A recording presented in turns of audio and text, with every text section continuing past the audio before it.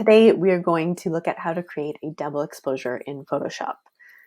These images were provided to me by a photographer friend whose client requested that they create a double exposure image. They supplied an inspiration image. Basically, what we're going to do is move this image from the left and place it sort of over top here in the top left corner of this image in a double exposure sort of fashion. Now, cameras these days are capable of creating double exposures in camera, but obviously if you didn't think to do that ahead of time, or if you want to create something a little bit different afterwards for your client, or in this case they requested it, then this is how you could achieve that sort of double exposure look. And it's actually pretty easy. So first step, I'm just going to take my move tool, which is V on my keyboard, and literally click and drag this image over here. Let's minimize that to get it out of the way. And then I'm going to hit Command T to resize this image because it's a little bit big. So you can see it created the new layer there. And I'm going to hold down the Shift key as I resize this so that it resizes proportionately. If I let go of the Shift key, you'll see we can start to get like crazy warpy stuff going on. We don't want that. So we're going to hold down the Shift key.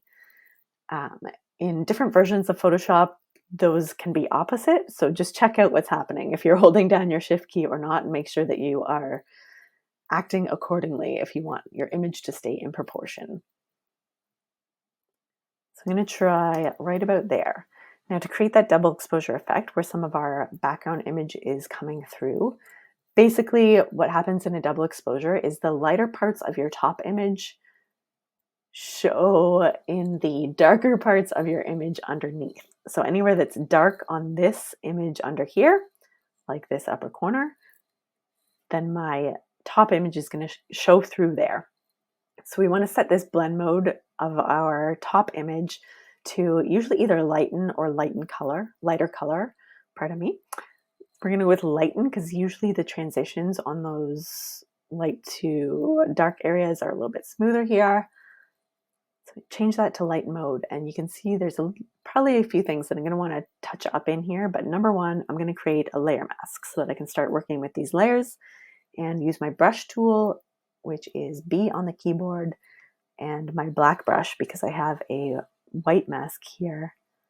And first thing I'm going to do is take that up to 100% and get rid of this harsh edge. I definitely don't want the harsh edge to show through where it's very obvious that this is an image placed on top of the other image. And of course I want to see my clients poking through here. So let's make sure that they are showing through at 100% as well. And then we can lower this opacity down to around 30-ish%. Get a nice big soft brush and start letting a little bit more of that underneath layer show through again. And this is all totally your preference at this point as to how far you want to take it in either direction. A little bit up in here where these lighter areas from my top image are showing. And I'm going to come back and paint that off of his forehead. I know you're probably like, what are you doing right now? All right, I'm going to zoom in and change my brush color, bring this up to 100% again, and make sure that we're seeing his forehead and her forehead. Awesome. Now, some of these spots showing through from our background image, maybe I don't want those there. I'm going to turn off my top layer for a second here and just remove anything that is bright and showing up from my underneath image. And I'm just going to use my healing tool to paint out some of these lighter spots that are showing through on their faces. And I just turned off the visibility of my top layer for a moment while I do that. And I want to get this one in here as well.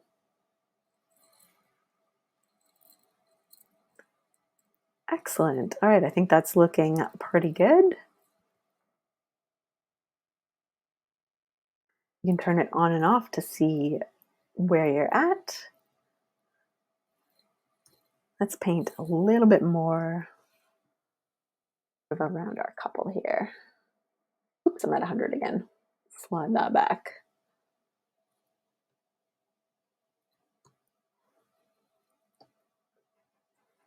All right.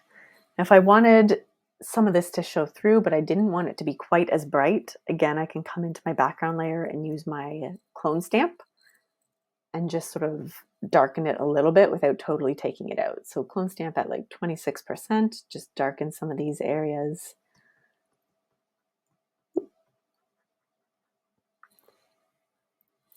So they don't show through quite as strongly. I'm liking how this is looking, so I'm going to save this. But first of all, actually, I'm going to brighten up my background layer here because I feel like the full-length image is a little bit darker than the one that we placed over top. So let's just brighten that up so that they match a little bit better. And I'm going to come to the menu in my layers palette here and say flatten image. You can save this as a PSD or a TIFF file if you want to save your layers to come back and be able to edit it again. But for my client, I'm going to send them a JPEG. So I'm going to flatten the image, hit Command-Shift-S or Save As from your menu. And I'm just going to save this by adding the word comp on the end so that I know that this is the composite or the double exposure. And I'm not overwriting my original images. I'm going to save it as quality 10.